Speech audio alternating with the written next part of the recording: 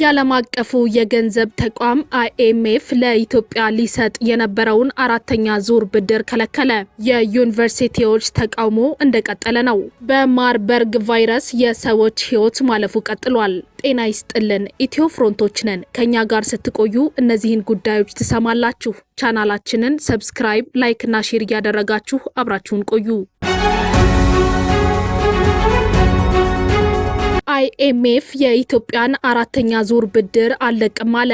የዓለም አቀፉ የገንዘብ ተቋም ባለፈው ጥቅምት ወር መጨረሻ አንስቶ እስካለፈው ሳምንት መጨረሻ ድረስ ከኢትዮጵያ ባለስልጣናት ጋር ለሀገሪቱ የፈቀደውን የተራዘመ ብድር አራተኛ ዙር መልቀቅ በሚችልበት ጉዳይ ላይ ውይይትን አድርጎ ነበር። በአልቫሮ ፒርስ የሚመራው የIMF ቡድን ካደረገው አራተኛው ዙር ውይይት በኋላ ለኢትዮጵያ ቃል ከተገባው 3.4 ቢሊዮን የአሜሪካ ዶላር ውስጥ የተወሰነውን ለመልቀቅ ይወስናል ተብሎ ይጠበቅ ነበር። ሆኖም ብድሩን ሳይለቅ ስብሰባው ባለመግባባት መጠናቀቁን ኢትዮ ፍሮንት ከኢትዮጵያ ብሔራዊ ባንክ ምንጮቿ መረዳት ችላለች።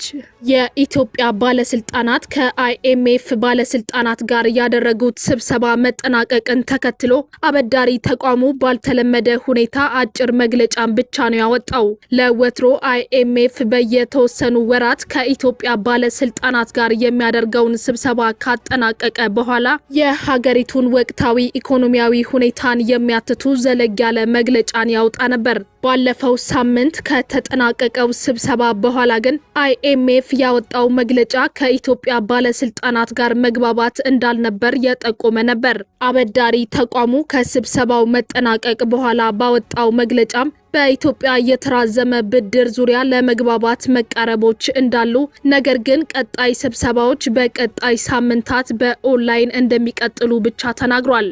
ሆኖም ያለፉት 3 ስብሰባዎች ሲጠናቀቁ ተመሳሳይ ነገሮች አልነበሩም። 3ቱም ስብሰባዎች ሲጠናቀቁ IMF ሰፋፊ መግለጫዎችን አውጥቶ የየዙሩንም ብድር መፍቀዱን ገልጾ ነው። የአራተኛው ዙር ሲጠናቀቅ ግን አለመግባባቶች እንደነበሩን የሰማ ነው። ኢትዮጵያ በ2016 ዓ.ም ሐምሌ ወር ላይ ከIMF ጋር በደረሰችው ስምምነት መሰረት ለ4 ዓመታት ወይንም ለ48 ወራት አበዳሪ ተቋሙ ያስቀመጠላትን የኢኮኖሚ ማሻሻያ ፖሊሲዎችን እንድትተገብር በምላሹ ደግሞ በ4 ዓመት ውስጥ በ16 ዙር የሚለቀቅ 3.4 ቢሊዮን የአሜሪካ ዶላርን ለመበደር ተስማምታለች። በዚህም መሰረት ላለፉት 3 ዙሮች በጥቅሉ 1.8 ቢሊዮን የአሜሪካ ዶላር ብድር ተለቆላታል። ባለፈው ዓመት ሐምሌ ወር ላይ በተደረገው 3ኛው ዙር የአፈጻጸም ግምገማ ሲጠናቀቅም ኢትዮጵያ ከIMF 262 ሚሊዮን ዶላር ብድር ተለቆላታል። ሆኖም በአራተኛው ዙር ግን እንደ ባለፉት ዙሮች ሊሆን አልቻለም። የብሔራዊ ባንክ ምንጮቻችን እንደነገሩን ከሆነ ከ3ኛው ዙር በኋላ የተፈጠሩ ክስተቶች ለአራተኛው ዙር አለመሳካት ምክንያት ሊሆኑ እንደሚችል ነግረውናል።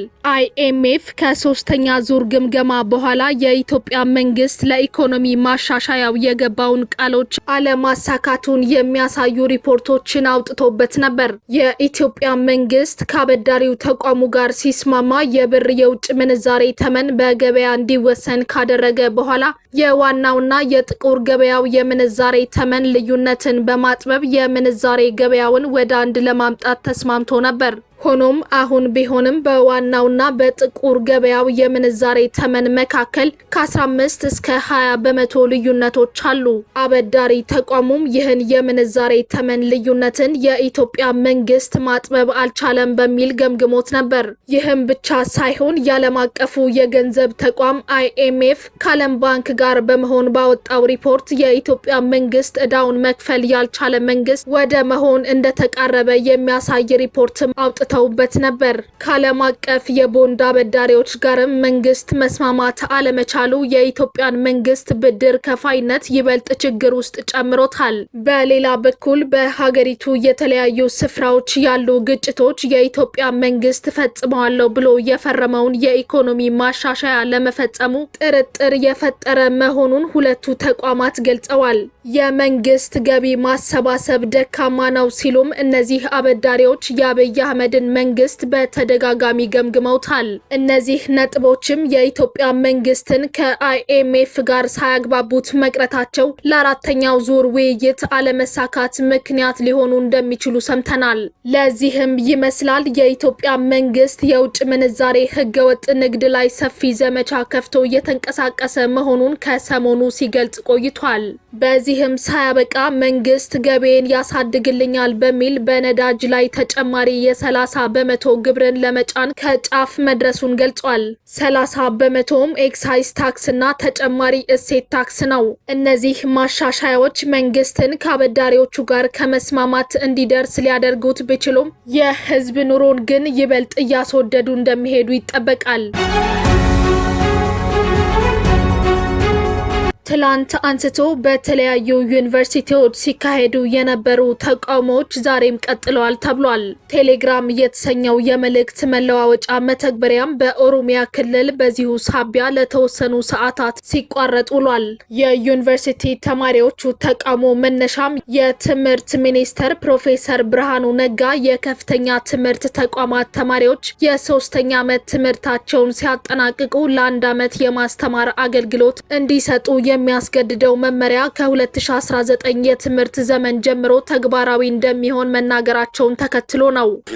ውይይት ሲደረግበት የነበረው የኢትዮጵያን ዩኒቨርሲቲ ሰርቪስ የሚለው ፕሮጀክት ይሄ ከዚህ በፊት ይደረግ እንደነበረው 3ኛ ዓመት ዩኒቨርሲቲን የጨረሱ በመንግስት በህዝብ ሀብት ሲማሩ የተማሩ ተማሪዎችን ሁሉንም 3ኛ ዓመት ላይ አንድ ብቻ ሳይሆን ዘርፈ ብዙ የሆነ ጥቅም ይሰጣል ብለን የምናምነው ከህብረተሰባቸው ጋር የሚኖራቸውን ግንኙነት ተጨባጭ የሆነ ፕራክቲካል የሆነ ትምህርትም እንዲያገኙ ለማድረግ 3ኛ ዓመትን ሲጨርሱ 4ኛ ዓመት ከመግባታቸው በፊት ለ1 ዓመት ሰርቪስ ለሀገር ሰርቪስ እንዲሰጡ ለማድረግ እንትን ጀምረናል። ይሄን ውይይት ጀምረናል። ክቡር ምክር ቤት እንጠራለን በዚህ ውይይት ላይ። ከዛ በኋላ ደንብ አስወጥተን በዚህ ዓመት ጨርሰን በሚቀጥለው ዓመት ለማስጀመር ነው የምናስበው። እሱ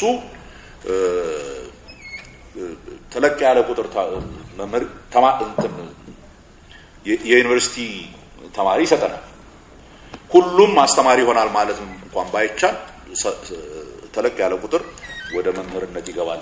የዚህን የፕሮፌሰር ብርሃኑ ነጋን ንግግር ተከትሎ ትላንት ባምቦ፣ አርሲ፣ ቡሌ ሆራ፣ ሰላሌ፣ መደወላቡና ድሬዳዋ ዩኒቨርሲቲዎች የተማሪዎች ተቃውሞዎች ሲደመጡ ነበር። ይሄው ተቃውሞ ዛሬም ቀጥሎ በወለጋና ደንቢ ዶሎ ዩኒቨርሲቲዎች ተደርጓል።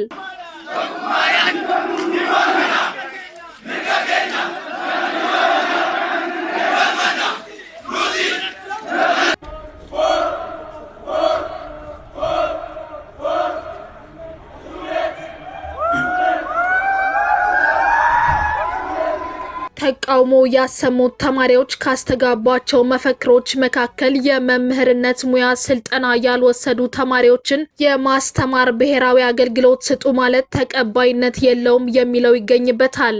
እስካሁን ድረስ ተቃውሞዎች እየተሰሙ ያሉት በኦሮሚያ ክልል ባሉ የመንግስት ዩኒቨርሲቲዎች ውስጥ ሲሆን ይህን ተከትሎም በክልሉ በዛሬው ዕለት ቴሌግራም የተሰኘው የመልእክት መለዋወጫ መተግበሪያ ሲቆራረጥ ውሏል። ሆኖም መንግስት ለተማሪዎቹ ተቃውሞ የሰጠው ምላሽ እስካሁን የለም።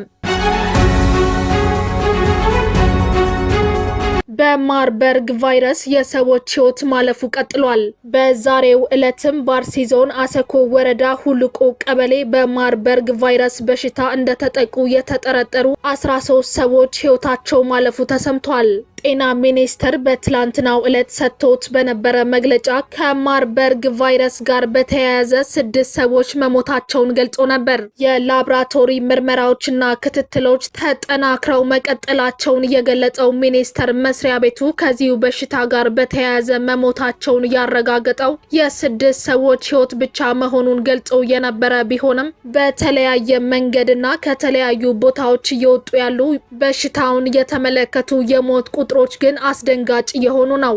በዛሬው ዕለት የወጣው መረጃ እንደሚያመላክተው በምዕራብ ሐረርጌ አንጫር ወረዳ ሰዎች በማርበርግ ቫይረስ በሽታ ምክንያት ለህልፈት ተዳርገዋል። ከአካባቢው የወጣው የሕክምና ባለሙያዎች መረጃ እንዳመላከተው በአካባቢው የበሽታው ስርጭት ከአንድ ወር በፊት የጀመረ ስለመሆኑ አመላካች ሆኗል። እንደ መረጃው ባለፈው አንድ ወር ብቻ የማርበርግ ቫይረስ ምልክት የታየባቸው 121 ሰዎች መለየታቸው ተረጋግጧል። በአሁኑ ወቅትም በየቀኑ ተመሳሳይ ምልክት የሚያሳዩ ሰዎች ቁጥር ለሞት እየተዳረጉ ነው። በተለይም እንጭኑ በምትባለው ወረዳ እየተመዘገበ ያለው የሞት መጠን አስደንጋጭም አስከፊም ነው። መረጃው እንዳለው በዚህ ወረዳ ከአንድ ቤተሰብ በተመሳሳይ ምልክት 6 ያህል ሰዎች ሞተዋል። የሟቾቹን ሁኔታ በሚመለከት ሙሉ መረጃ ለዞኑ እንዲደርስ ቢደረግም እስካሁን ምንም አይነት እርምጃ ለመወሰዱ ተገልጿል። ከዚህ በተጨማሪ ሟቾቹ ለሞት የተዳረጉበት ምክንያት እንደተባለው የማርበርግ ቫይረስ በሽታ ሳይሆን ሌላ ምክንያት መሆኑን ነው ገለጸ የተባለው። የአካባቢውን ሁኔታ በሚመለከት የተጠየቀው ጤና ቢሮ ጉዳዩን በሚመለከት ምላሽ መስጠት አለመፈለጉና የፌዴራል መንግስት ጣልቃ ገብነት ወይም ምላሽ እየተጠበቀ መሆኑን መረጃው አመላክቷል።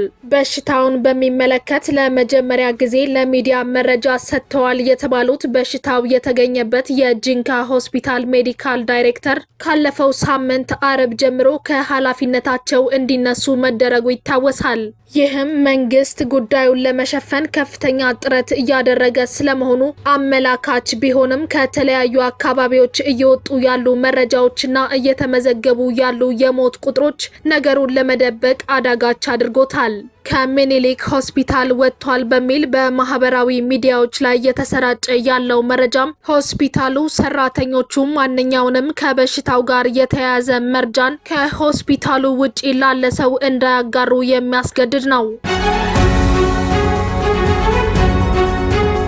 ከኢትዮ ፍሮንት የዛሬ ጉዳያችን እነዚህ ነበሩ። ቻናላችንን ሰብስክራይብ እያደረጋችሁ አበረታቱን። እናመሰግናለን።